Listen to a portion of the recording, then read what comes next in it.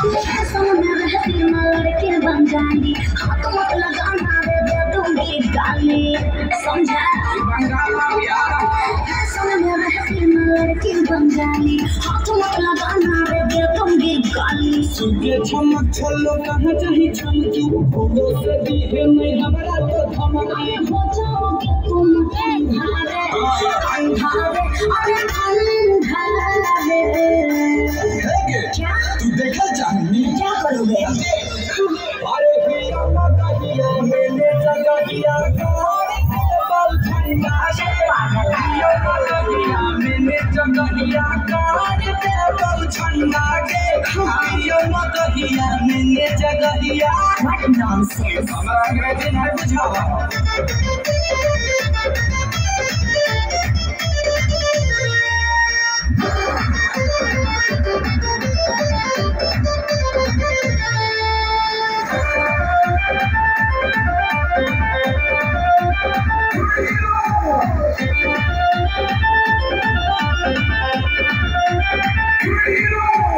तेरे जैसे ऑफर हजारों को देखी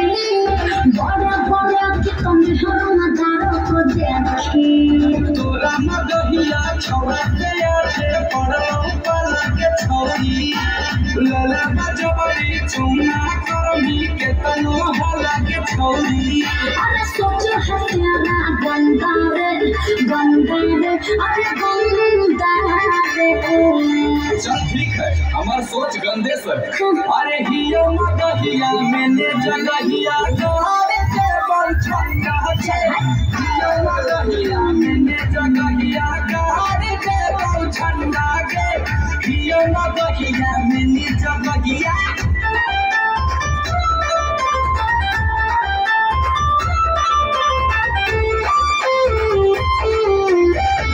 पिटा जाओगे हीरो अरे सटोगी तब ना पीटोगी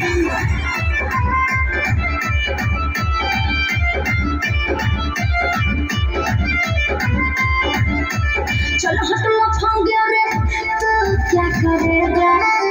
मुझसे मेरा कुछ न फर्क पड़ेगा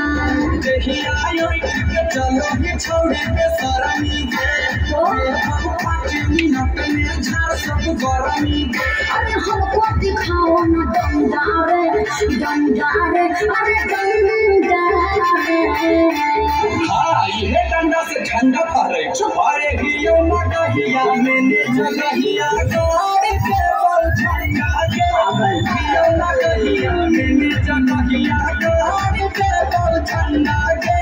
हियो मगहिया मैंने जगहिया तोरे के बल ठंडा के हियो मगहिया मैंने जगहिया चल हट लफुआ कहीं का अरे लफुआ नहीं तोर लफा ही अब ना